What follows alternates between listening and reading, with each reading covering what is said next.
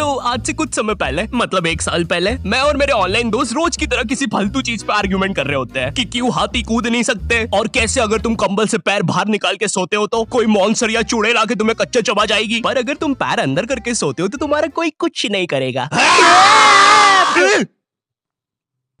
फिर पैर अंदर कर लिया। तू अगली बार मिल, बताता हूँ तुझे। चैन से सोएगा ना अब तू।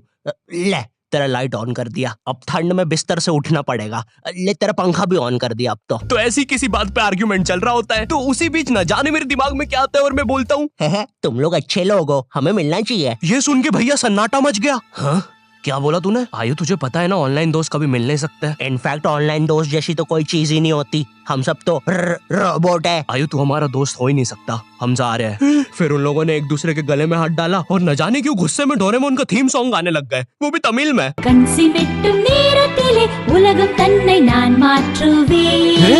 क्या? अब नहीं, ऐसा कुछ नहीं हुआ था। सॉरी गाइस, कुछ महीनों से जिंदगी थोड़ी सही नहीं चल रही है, इसलिए ऐसे जोक्स आ जाते हैं कभी कभार। खैर सरप्राइजिंगली मेरे ऑनलाइन दोस्तों ने मेरी मिलने वाली बात को सीरियसली लिया और इसी तरह हमारी Mumbai to Goa trip plan होती है, जो कि दिसंबर में थी। तो अब फास्ट फॉरवर्ड करते हैं सीधा दिसंबर तक ट्रिप का टाइम। तो अब कुछ रीजन की वजह से मुझे मुंबई प्लेन की जगह ट्रेन से जाना पड़ता है। नहीं, मैं एयरपोर्ट पे फटाका लगाता हुआ नहीं पकड़ाया था। थे कुछ रीजंस, थी कि सच में थे। तो मैं रात में ट्रेन में बैठता हूँ और सुबह में मुंबई पहुंच जाता हूँ। अब जो मुंबई पहली बार आता है ना, वो ना अलग अलग चीजों को देख के चौंकता है, जैसे वड्डी वड्डी बिल्डिंग्स, वड्डे वड्डे सुपरस्टार्स। और इधर मैं जैसे ही मुंबई के स्टेशन पे उतरा, ओ बहन की एलिवेटर स्टेशन पे, वो भी भाई साहब इसको एस्केलेटर बोलते हैं। एलिवेटर मतलब आंखों पे भरोसा ही नहीं हो रहा है। मैंने मम्मी को फोटो खींच के भेजी, मम्मी एलिवेटर, वो भी स्टेशन पे। भाई साहब एस्केलेटर होता है। देखो ये हमारे स्टेशन पे नहीं होते हैं, हमें पूरा ब्रिज पैरों से चढ़ना पड़ता है। और मेरे गांव के ब्रिज पता है बादलों में होते हैं। वो ब्रिज को इतनी ऊपर होने की जरूरत भी नहीं है, उसको किसी इंजीनियर ने भी नहीं बनाया है। ये गाँव के लोगों ने मस्ती मस्ती में उसको इतनी ऊपर तक बना के आ गए हैं। अब वो स्टेशन का ब्रिज ना आउटर स्पेस तक पहुंच चुका है। साला कुली लेके भी जाओगे ना तो थोड़ा ऊपर जाके तुम्हारी कुली को भी कुली करना पड़ जाएगा।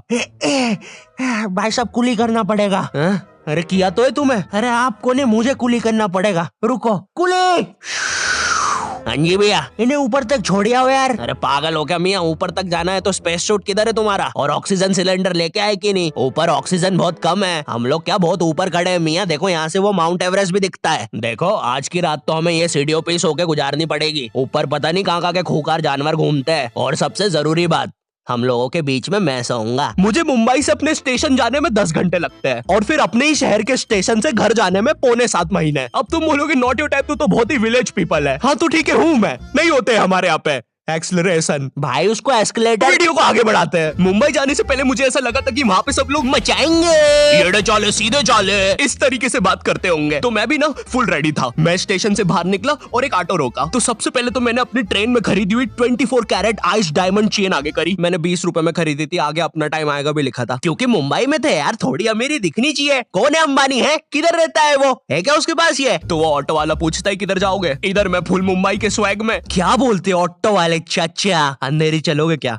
चलो ना, मचाते ना अंधेरी में चल के। अंधेरी में तुम उजाला लेके आओ। ऑटो में क्यों बैठे हो? लैम्बोर्गिनी लाओ। ये अंधेरी में तुम आओ। क्यों चाचा? अरे भाग मादर है, कड़कती धूप में मुजरा दिखा रहे मेरे को। अभी भी ज्यादा दूर नहीं गए, ऑटो से चीप सकता हूँ। हम लोग हमारी मुंबई के अपार्टमेंट आ जाते हैं, वहाँ पर थोड़ा सा रेस्ट करते हैं, क्योंकि स्टेशन से अपार्टमेंट तक तो हम भगते भगते आए थे। वो ऑटो वाला पीछे पड़ा था ना। क्यों पीछे पड़े हो हमारे? जाओ ना। नहीं मजाक कर रहा हूँ। 700 रुपए की टैक्सी करनी पड़ी थी अपार्टमेंट तक। 700 रुपए की। 700 रुपए पता भी है कितने होते हैं? 700 रुपए में पता है तुम मुंबई में क्या क्या कर सकते हो? तुम कर सकते हो 700 रुपए में तुम 700 रुपए में वापस उसी टैक्सी में बैठ के स्टेशन जा सकते हो। भाई साहब मैंने 750 कर लिया है रेट। कितनी महंगी है मुंबई। तो अब मैं और मेरा दोस्त डेस्क, हम लोग हमारे बाकी 2 दोस्त से पहले आ गए थे। तो अब हमारे पास कुछ करने के लिए नहीं था, तभी मुझे मेरी एक फीमेल फ्रेंड ने मॉल में मिलने बुला लिया। तो हम लोग जाते हैं मिलने, वापस 700 लगा के।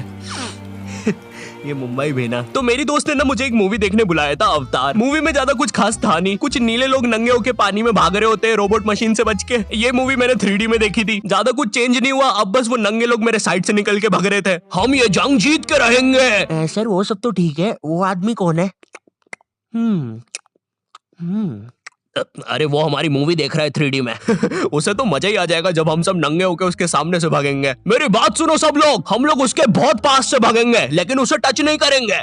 जिमी मैंने तो अपने हाथ भी गीले कर लिए सुसु से। जैसे ही मैं नंगा होके उसके पास से भागूंगा अपने हाथ उस पे लपलपा दूंगा। चीटों से उसे लगेगा मूवी और रियल है। मेरी जिस फ्रेंड ने मुझे मॉल में बुलाया था उस दिन उसका बर्थडे था और मैं इधर बेशरम बेहया खाली हाथ गया था, बिल्कुल उस लेंडू बच्चे की तरह जो बर्थडे पार्टी में खाली हाथ आ जाता है। फ्री का नमकीन और केक दे दो बस उसे। तो ये बच्चा इधर मैं था। चीजें अभी इधर खत्म नहीं हुई है, उस बंदी ने फिर मुझे गिफ्ट दे दिया। चीजें अब सीरियस हो गई है। दुनिया का सबसे बड़ा क्राइम इधर, ठीक है इधर है, और फिर आता है किसी के बर्थडे पे उनसे ही गिफ्ट ले लेना इधर। पहले तो मुझे समझ में नहीं आया कि ये बंदी मुझे टॉन्ट मार रही है कि सच में गिफ्ट दे रही है। मुझे उस समय इतनी ज्यादा शर्म की अनुभूति और आभास हो रहा था, मेरा मन कर रहा था उठ के भाग जाऊं वहां से।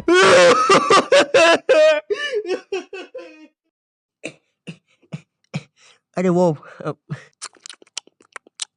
बाहर बहुत गर्मी है ना, इसलिए मैंने सोचा स्प्राइट पी लूं आके। और पेरी पेरी फ्राइज भी मेरे फेवरेट है। देखो अगर उस टाइम मैं चाहता तो अपने पीछे वाले जेब से बटवा निकाल के एक 50 का करारा नोट और 1 रुपया लगा के बड्डा लिफाफा बना के उसे दे देता, लेकिन मैं कोई 80 साल का दादाजी नहीं हूँ और वो भी मेरी पोती नहीं है, तो अब मैं कुछ कर नहीं सकता था। इसलिए मैंने बेशर्मों की तरह उसका गिफ्ट ले लिया और कमियां भी निकाल रहा हूँ। घड़ी तो अच्छी लाई हो तुम, लेकिन फास्ट ट्रैक की लाती तो अच्छी है घड़ी। रात तक मेरे बाकी दोस्त भी आ गए थे, तो फिर हमने मुंबई की फेमस जगह, अरे वहीं जहाँ सब लोग जाते हैं घूमने के लिए, वहाँ घूमना स्टार्ट कर दिया। लेकिन जब तुम तुम्हारे दोस्तों के साथ रहते हो तुम्हारे दिमाग में मस्ती रहती है। तो एक मॉल में हमें एक सांड वाला झूला दिखता है। अब उसे देख के एक 21 साल का मैच्योर आदमी क्या करता, पापा बहुत बीमार है, बहन की भी शादी करवानी है, मुझे लगता है सांडू मैं तुम पे घूमी घूमी करने के लिए थोड़ा बड़ा हो चुका हूँ। लेकिन मेरे 21 साल के दोस्त ने क्या किया, घूमी घूमी। अब यहाँ एक सांड को दूसरे सांड पे चढ़ता हुआ देख हमें भी मस्ती छूटी। हम भी भाग के वो झूले के पास, भैया और तेज चलाओ, भैया और तेज, भैया और चलाओ तेज। मैं मुंबई में एंग्री प्रास से भी मिला था, उन्होंने मुझे अपनी बिल्ली से खेलने दिया था और अपना मास्क भी पहनने दिया था। अच्छा चलो मास्क मैंने बिना पूछे पहन लिया था, कैमरा फुटेज में तो आ ही गया हूँ मैं वहाँ पर अपने मैनेजर सौरभ भैया से भी मिला था। हम लोग मुंबई में लास्ट में जूहू बीच पर गए थे, वहाँ पर सब कुछ बढ़िया था, ठंडी ठंडी हवाएं चल रही थी, सब कुछ बढ़िया था। लेकिन फिर आसमान में कहीं से उड़ने वाली बंदर प्रजाति छा गई। ये बंदर प्रजाति फुग्गे की बनी थी। मेरा नाम है बुबली बंदर, मैं इंसानियत पे कब्जा करने आया हूँ, तो चुपचाप अपने घुटने।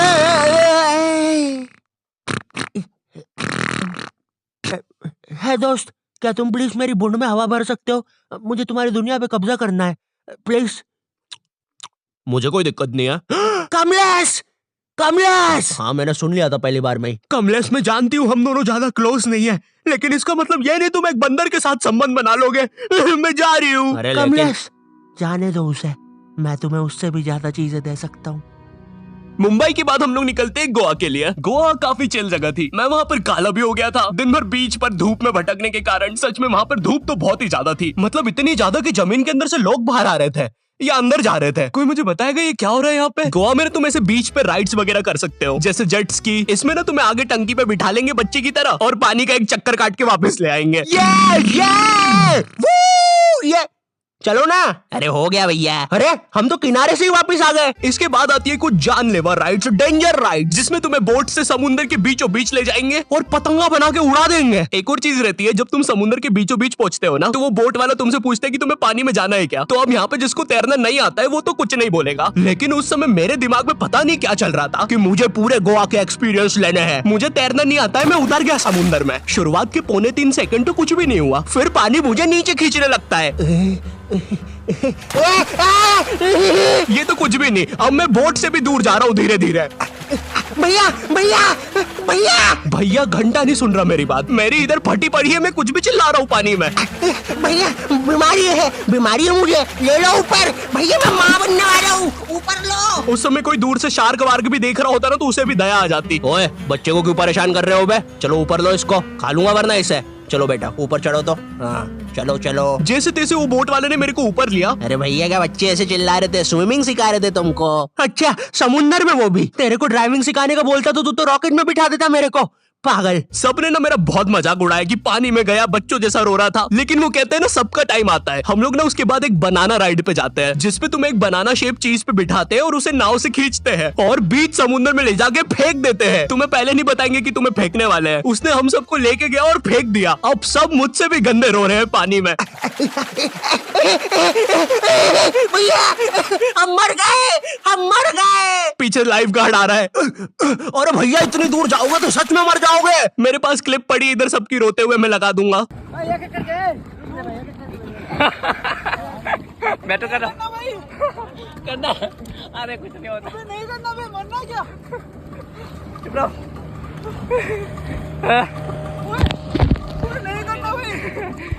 पर खैर कुछ भी बोलो, ये ट्रिप मेरे लिए one of the best trip थी अपने दोस्तों के साथ। आई होप तुम्हें ये वीडियो पसंद आई होगी, और अगर नहीं भी आती है तो बस इतना सा रुक जाओ, ठीक है, बस इतना सा। मैं एक बहुत ही प्यारी चीज पर काम कर रहा हूँ, ठीक है, बस वो आ ही गई, ये यहीं पे ये बस आ गई। और अगर भूलना एम करते 8 लाख लाइक्स के लिए, ठीक है, मुझे पता है तुम कर सकते हो, ठीक है, अभी करो। एंड चैनल पे नए हो तो सब्सक्राइब कर देना। मैं मिलता हूँ तुमसे नेक्स्ट वीडियो में जो कि बहुत जल्दी आने वाली है। तब तक के लिए बाय।